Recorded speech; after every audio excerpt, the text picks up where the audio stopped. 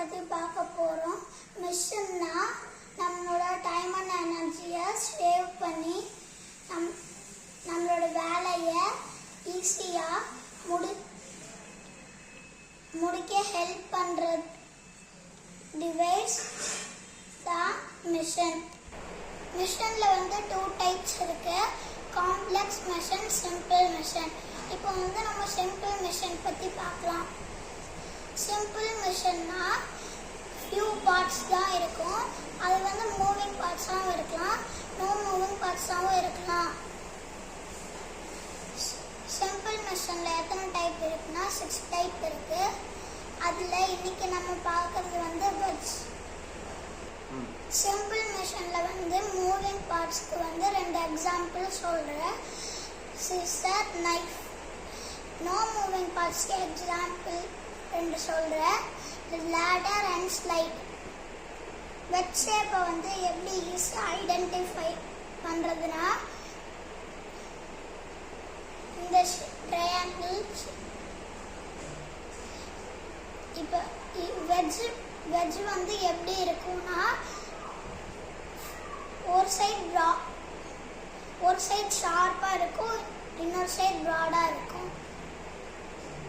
இப்போ வந்து நான் ரெக்டாங்குலர் போர்ட் செஞ்சுருக்கேன், வெஜ் போர்ட் செஞ்சுருக்கேன். இப்போ இது ரெண்டுத்துக்கும் நான் ரேஸ் வச்சு பார்க்க போகிறேன். நான் வந்து இப்போ ரெக்டாங்குலர் போர்ட்டை ப்ளோ பண்ணுறேன். ரெக்டாங்குலர் போர்ட் வந்து இவ்வளோ சைஸ் போயிருக்கு. இப்போ வந்து நான் வெஜ் போர்ட்டை ப்ளோ பண்ணுறேன். இப்போ உங்களுக்கே தெரியும்,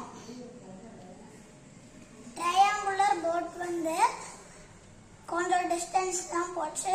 வெஜ் போர்ட் வந்து ட்ரையாங்குலர் போர்ட்டை விட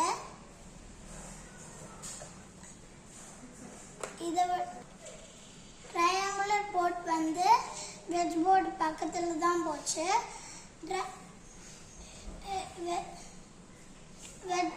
வெஜ் போர்ட் வந்து ட்ரையாங்குலர் போர்ட்டை விட அதிகமாக போயிடுச்சு. ஏன்னா வெஜ் போர்ட் வந்து ஏர் மாலிகூல்ஸை வந்து ஈஸியாக கட் பண்ணி செப்பரேட் பண்ணி போயிடுவாங்க, ஃபாஸ்ட்டாக போயிடுவாங்க. அதனால தான் இது ஜெயிச்சிச்சு. இப்போ வந்து ஏன் ரெக்டாங்குலர் போர்ட் போகலைன்னா, ரெக்டாங்குலர் போர்ட் வந்து எங்கேயுமே ஷார்ட் ஷேப்பே இல்லை. அதனால தான் இது தோத்துருச்சு. தேங்க்யூ.